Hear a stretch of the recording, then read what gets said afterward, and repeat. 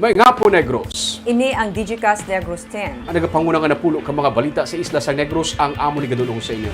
Update ninyo kami via Facebook, YouTube, kag sa KCAT Channel 11. Kag subong mo pamatian na kami sa FM station nga 91.1 FMR Bacolod. Kag yari na ang top 10 nga mga balita sa Negros subong adlaw. Masobra sa 20 ka mga pasahero na rescue matapos magkulob ang ilang bangka. Local campaign period magasugod na sa Biyernes. Mga driver nga nagpadayon sa pagbiyahe, ginayo nga magupod sa transport strike. 3 ka mga residente sa Don Salvador Benedicto patay sa aksidente sa Himalalud, Negros Oriental. Kaag sa Good Vibes, aton saksihan ang pineapple plantation sa Don Salvador Benedicto. Inatanan sa Digicast Negros 10.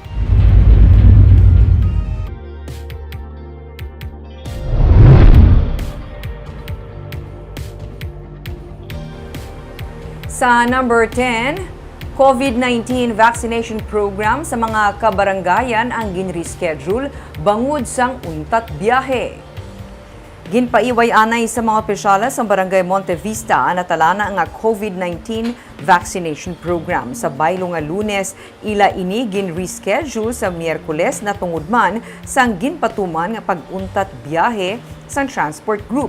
Sa Huwebes naman, gintalana sang Barangay Estefania ang vaccination program nga magahatag prioridad sa 5 to 11-year-old. Sunod kay Dr. Edwin Miraflor Jr., ang OIC sa City Health Office, yara na sa mga kabaranggayan ang pag-reschedule sang vaccination program. Temporaryo naman nga ginpauntat sa Bacolod Emergency Operations Center ang vaccination program sa mga mall bilang pag-upod sa tinutuyo sang transport strike.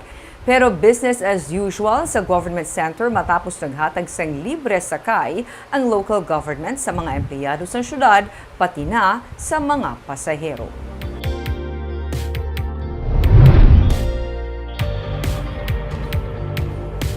Sa number 9, may 50 na ka mga dengue cases nga na-report sa Bacolod City sa March 12. Sini nga report, duha diri napatay.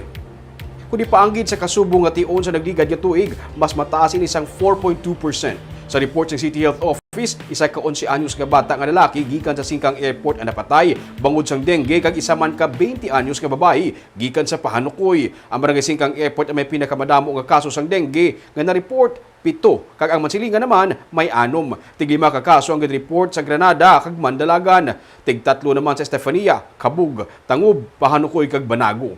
Parayon ang pagpahanumdum sa City Health Office sa pumuluyo nga mangin malimpyo sa palibot ilabi na likawan ang stagnant o kun ang nagapundo nga tubig. Proteksyonan man ang kaugalingon kontra sa lamok. Kag magpakonsulta sa doktor sa ikaduha o kun ikatatlo nga adlaw sang hilanat.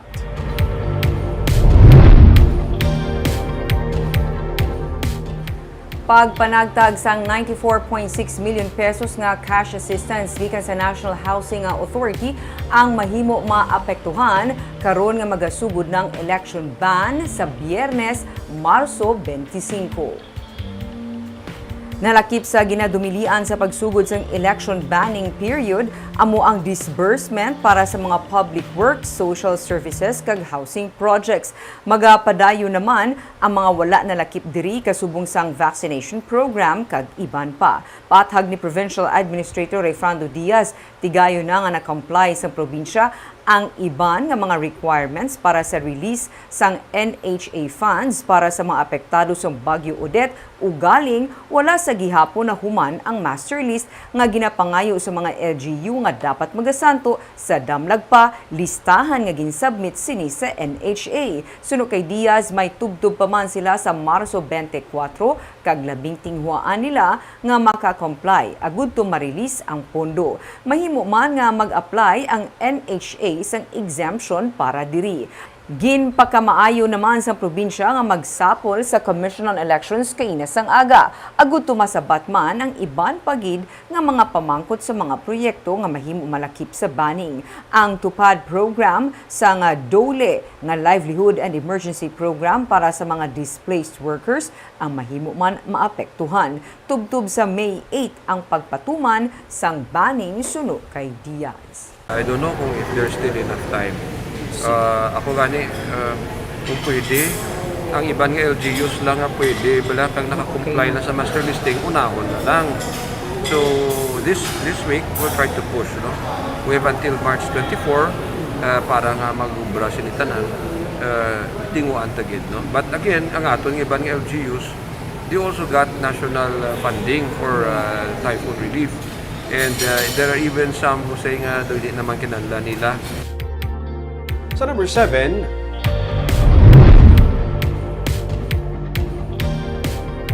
tiyo patay matapos bunon sa iya mismo nga hinablos.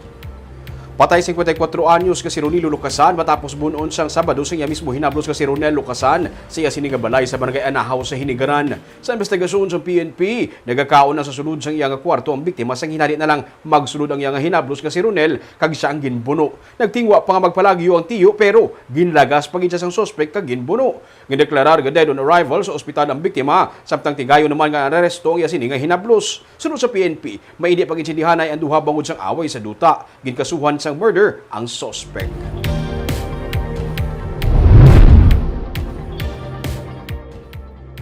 Sa number 6, retired nga police nga na-assign sadto sa Bacolod PNP kag Negros Occidental PNP patay sa pagpaniro sa Cotabato City. Patay ang retirado nga pulis nga si retired Colonel Roland Balkin nga nagserbe bilang City Public Officer sa siyudad sang Cotabato. Sa Facebook post sa City Government sang Cotabato, nagaupod sila sa kalisod sang pamilya ni Balkin. Kag ginapangayo nga mahatagan sang hustisya ang iya kamatayon. Natabo ang pagpaniro Sabado sang aga. Patigayon sang routine rounds ang composite quarantine team sa nagkarainlain nga establishmento sa syudad agud isisaon kung nagasunod sa minimum health protocol. Sa karon may persons of interest na ang PNP kag nagapadayon ang ilang nga investigasyon. Si Balkin ang naka-assign sadto bilang pamuno sang PIDEA sa Region 6 kag nakaagi man director sang Cotabato City Police Station.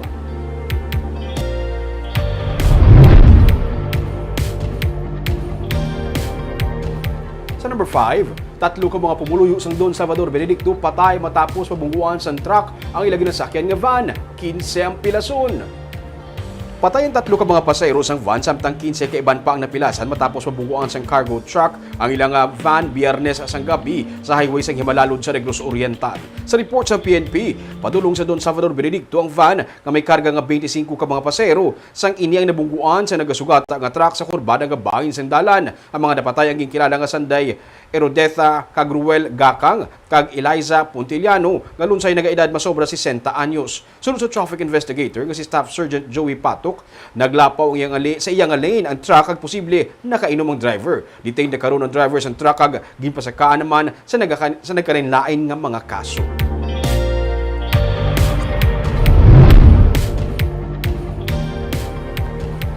Sa number 4, pagbalik sang face-to-face classes sa napulo ka mga eskwelahan sa Bacolod, gin-endorso sang SP sa EOC. Gin-endorse ang sangguniang panlungsod sa Bacolod ang pagbalik sang face-to-face classes sa mga buluthuan sa Bacolod Emergency Operations Center. Ini ang ginkumpirma ni Bacolod Councilor Renesito Novero na pulo ang nag-apply para sa face-to-face classes. Ini amo ang Apolinario Mabini Elementary School, Cabug National High School, Negros Occidental High School, Emilia J. Garcia Elementary School, Romanito Maravilla Junior National High School, Handomanan Elementary School 1, Luis Hervias National High School, Rafael Alunan Elementary School, Trofilo M. Hensoli National High School, kag Alberto D. Arceo Senior Elementary School. Sa nagligad lang nga semana, pasado naman ang Apolinario Mabini Elementary School sa ginpatuman nga evaluation sang DepEd Regional Office. Natala na sugdan sang buluthuan ang limited face-to-face classes antes matapos ang bulan sang Marso.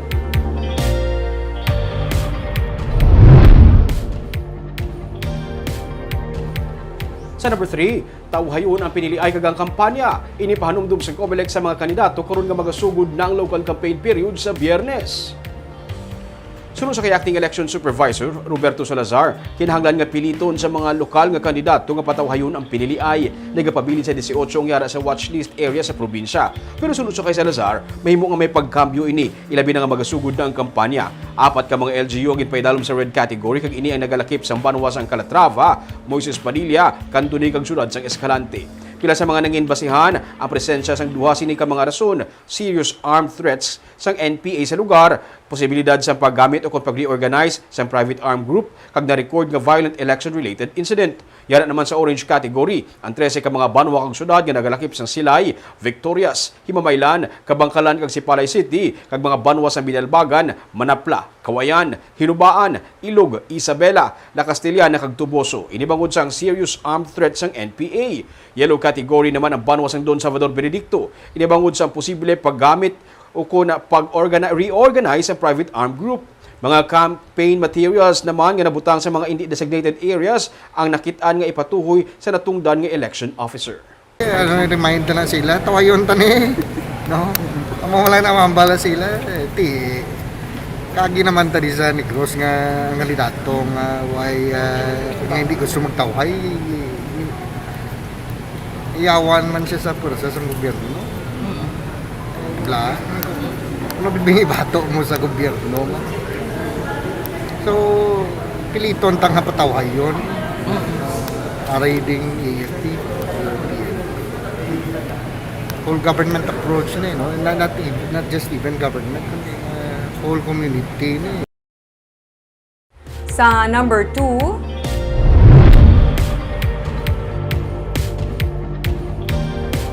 may mga komprontasyon nga nagluntad sa tunga sa mga transport groups kag sa mga driver nga nagpangingyawat sa pagbiyahe. May report si Nico Delfin. Puno sang pasahero ang ining nga bus halin sa syudad sang Bago nga ginbalabagan sa mga driver sa corner Araneta kag magsaysay kaina sang aga. Nag-ayo ang driver sang bus amo nga napasugtan siya nga magdulong sang iya pasahero.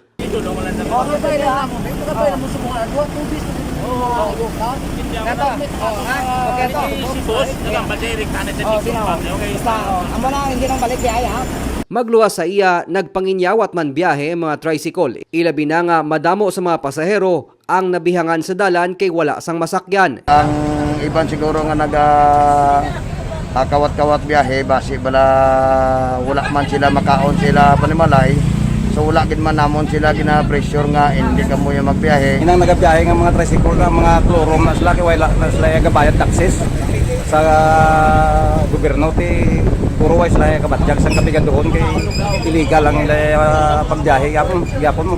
Si JR nga empleyado sang isa ka hardware sa downtown area, inoras nga naghulat sa Lopez East sa paglabay sang libre sakay sang barangay Estefania. Jay nga dancing na supot ang kasang kaso 60 per head. Ang amo to, angkas. Oo, amo na. Angkas kami sila. Oo. Tricycle lang bukan. Hindi lang mga tricycle ang nagpanginyawat biyahe. May mga taximan nga nagpunsok sa North Terminal para makakuha sang pasahero. Ang mga bus sang Vallecar Transit Incorporated nagpadayon man sa pagbiyahe.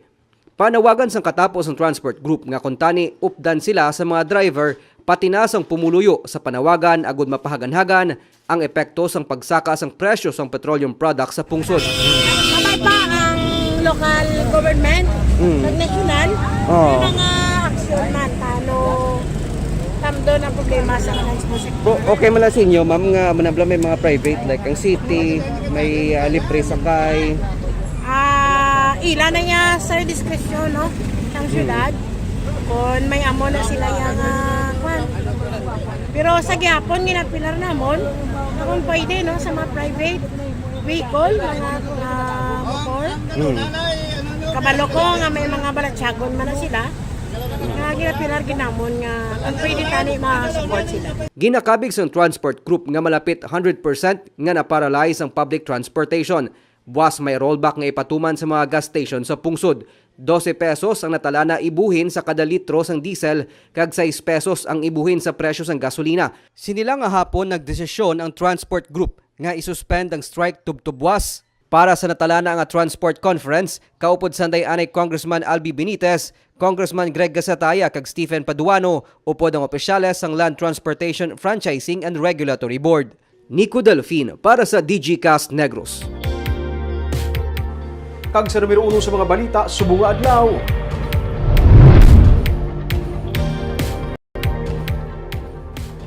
Masobra sa 20 tanan ka mga persona ang ginpang rescue sa bayon sang Sagay City kag San Carlos City ini matapos nga magkulob ang ilang ginasakyan nga bangka. Sunod sa Philippine Coast Guard, kulo ang among mga bangka bangod wala sa nagakaigo nga dokumento para magkarga sang pasahero. Yaring report. Agad kami sa makakita sang live ng please mga yutan kami rescue. Ari kami di sa load nga. Pinaagi sa sini nga Facebook live video sa isa sa mga survivors na nagkulob nga bangka nga si Fred Cyril Palabrica Tibar na ibaluan sa otoridad nga may nagakinahanglan sang rescue sa baybayon malapit sa Molocabok Island sa Sagay City sang kahapon. Sa ikaduha nga live video, nagapanik na ang babayi sang ginaigo na sila sang balod. Hindi magbuhi. Hindi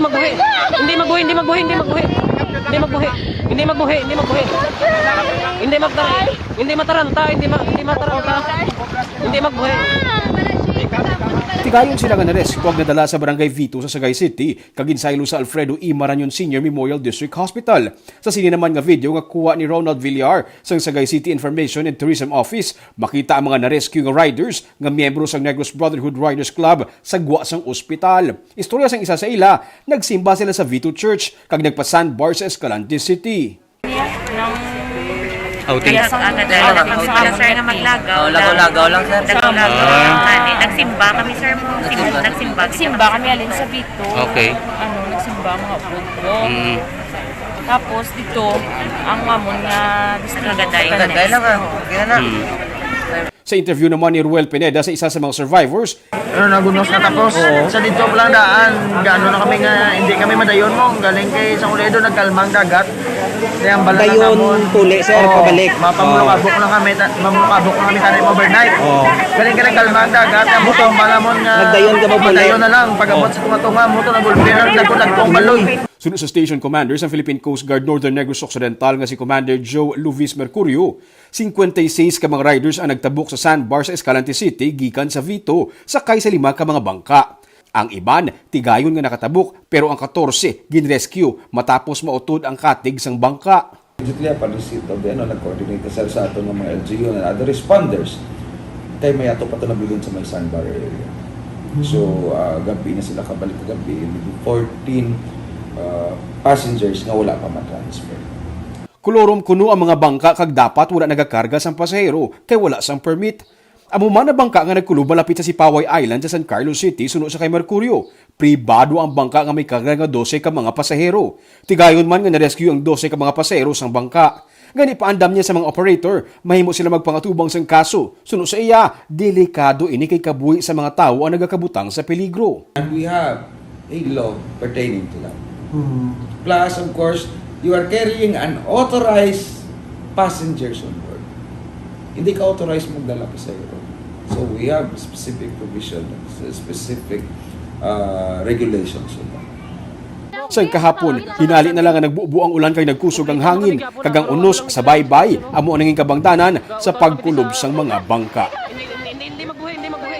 Sa Good Vibes, nakahibalo-bala kamo nga may iban nga mga negosyante sa Cebu nga sa aton pa nagapangumpra sang pinya, kag may mga kabuhi man nga nagkaayuhan tungod sang pinya. May report si Romeo Subaldo.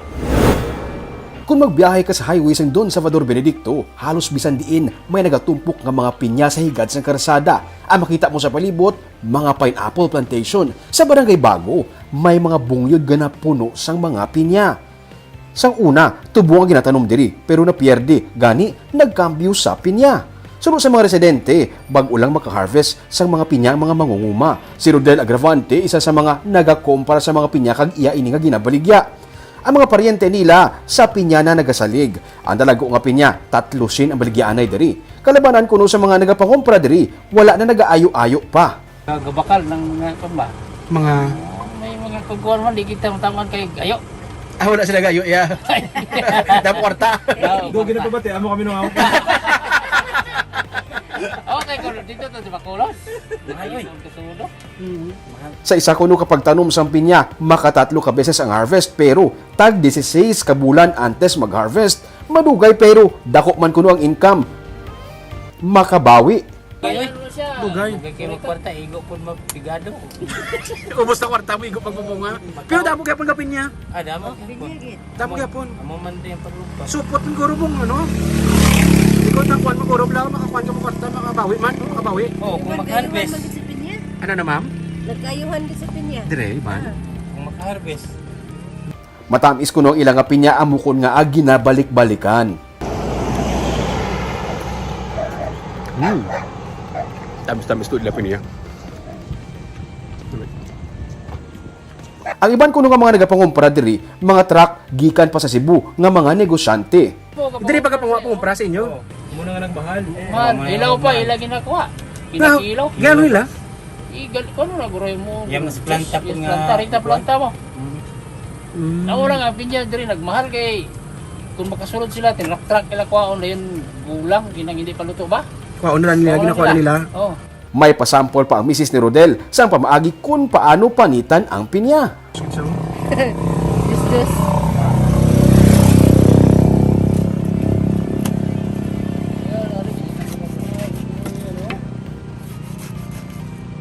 Muna dapat mag-slice? Lantaran sila. Yan. Apps. Sagad-sagad ba? Lakas. Para diri sa ila, pinya is life. Kag life got better, bangod sang pinya. Actually, bago ko maglagaw ako sa buong sa DSB, bisan diin, siya gadyan tala may pinya gina-display. Kay tungod tigpili niya subong? Harvest season nila. Wow. May ako yanin sa una, biskan sa panaad ha, namiay ko sing ilang nga pinya. Kag syempre, favorite ko ganyang pinya Rumi. Kung nagmahal sa buong kuno bagang pinya, kay natungod may mga negosyante from Cebu nga dili nagapangumpara sa aton. Kay tungod nga ang Cebu, basi ginakulang. Wala man sila, namit ko ng pinya sa DSB eh. I agree. Come-is gidya gamin. Kaag may itong mga balita sa Negros Subunga Adlaw. Kay man sa panahon karon importante nga may ihibalo ka sa nagtatabo sa imo nga palibot. Kung dapat balansa kag eksakto ang mga impormasyon. Parayan kami nga magapangalagad sa Negrosanon. Ako si Barbara Mijares. Tubtub sa buwas, ako naman si Romeo Subaldo, mayong hapon.